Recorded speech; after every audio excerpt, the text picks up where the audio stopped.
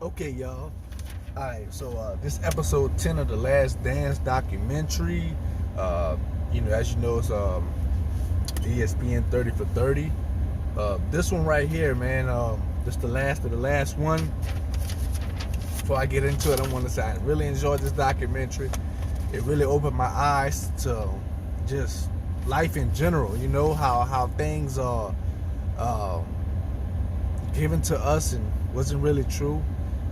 The work that the people had to put in, the ups and downs, and everybody living life, everybody going through ups and downs. Just how you persevere from them. And Jordan once said the reason why he succeeds is because he failed. So if you seen him succeed, that means he failed. That's the only reason why he succeeded, because he failed. So that what Jordan mentality was about. It was like, I'm gonna do it. I'm gonna try it to my 100% best. I'm gonna try it. I'm gonna try to do it. I'm not gonna, cheat the game. And if I lose, then I'm gonna try again until I win. And that was always Jordan thing. Even with basketball, he just kept trying and putting pressure on the back the back office to make changes. And even in poker, Magic Johnson said, you beat Michael in poker, you had to play him again. You had to play him 10 times until you won on that 11th time. So, and I know people like that. I'm actually that person. Like, you beat me in a video game, you probably got to play me until I beat you. So, back to episode 10, where we'll be season 8, man. Full of fatigue, man, physical and mental. Just like I said before, just reminded you of Jordan in '93 before he retired. He was very mentally exhausted. So in that one of the series, the Bulls held the Jazz to 54 points, the fewest in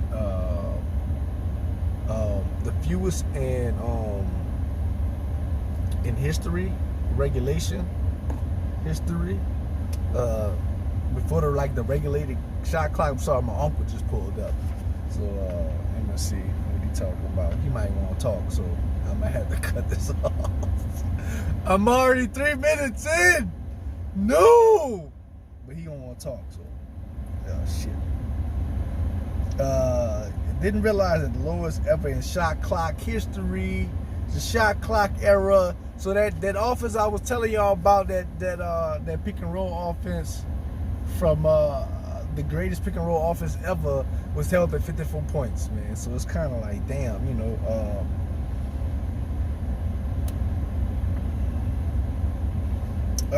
in that series, Dennis Rodman went wrestling, and I remember that. I remember Dennis Rodman with the NWO, WCW, I think. Yeah, it was WCW. I remember that. I remember when Dennis Rodman used to wrestle. The Worm used to wrestle. That was cool to see. And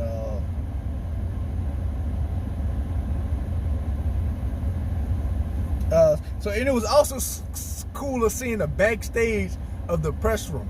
Basically, the press room was just a room with a curtain behind it, and behind the curtains where all the players used to chill at and the coaches used to chill at. And apparently, anything could happen. Anything can happen. So that was dope. That was dope. After game 3, Rodman went wrestling. I can't get over that. I can't get over that. I was telling him I was on the phone. I'm gonna go holler at him.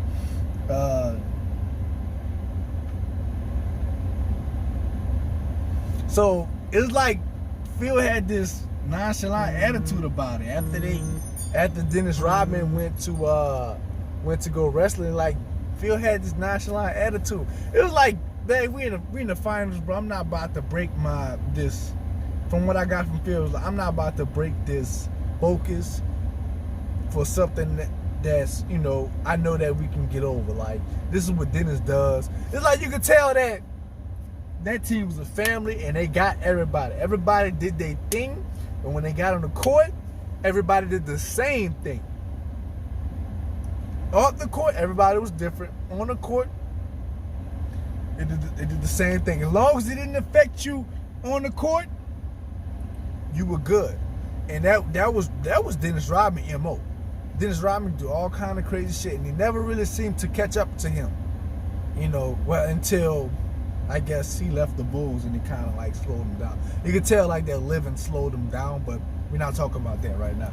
So that was the beautiful thing about that team, man. It's like, even though when Rodman did when he did, he left after Game 3 and he went wrestling, probably drinking beers all night. You see, like Rodman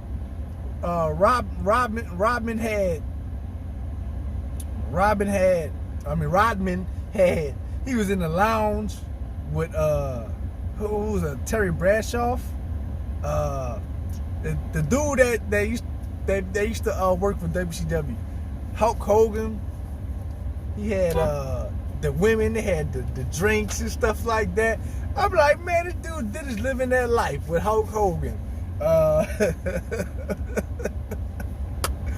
Yo, that shit was so funny to me, son. So Dennis is forever legend, just for being able to live that lifestyle and come back and just play, ball out, even in practice. It ain't like he just used to come back and just play in the games.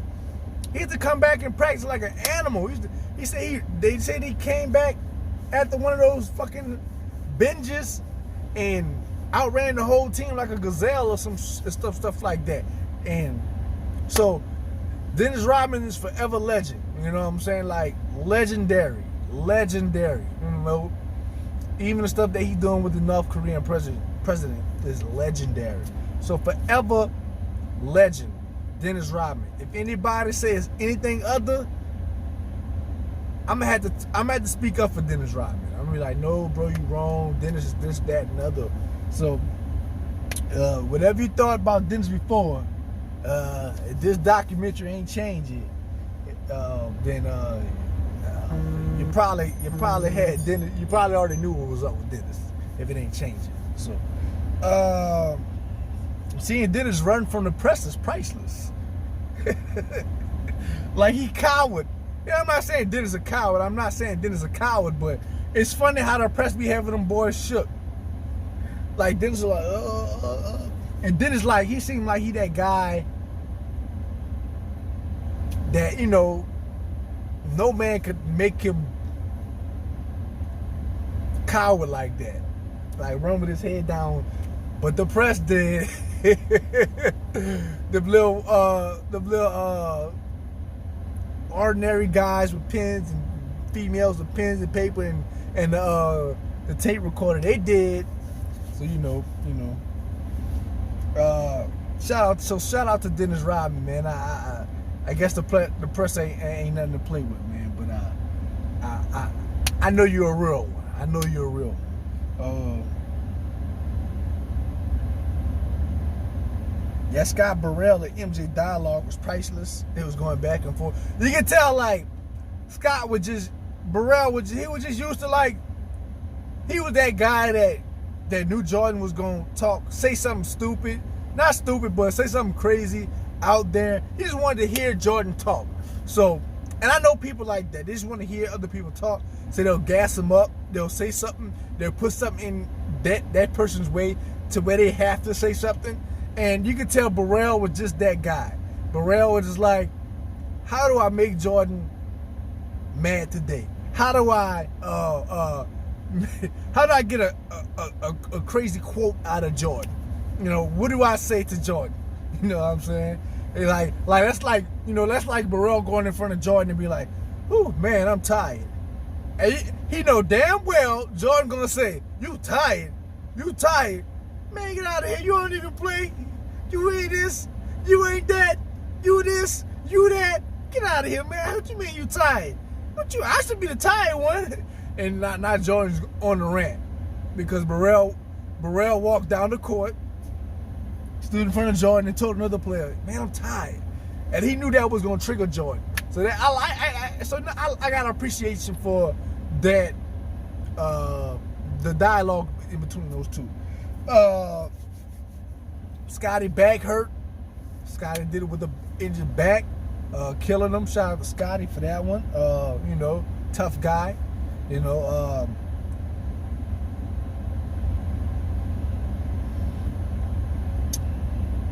Did Jordan push off?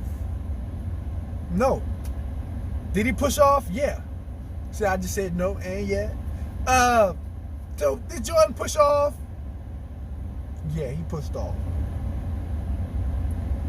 But was it enough to call an offensive foul? Nah, because really what really made your boy Momentum go left that way is him. It's Jordan. Jordan was dribbling that way. Boom! Jordan stopped. He tried to stop. He didn't have what it took. He didn't have his leverage to stop. So when Jordan popped, he hit him light. And that's all it really takes. When your momentum already going that way, you will be surprised how much a little tap could help you, will make you go even further than what you thought you was. So, did Jordan push off? Yeah.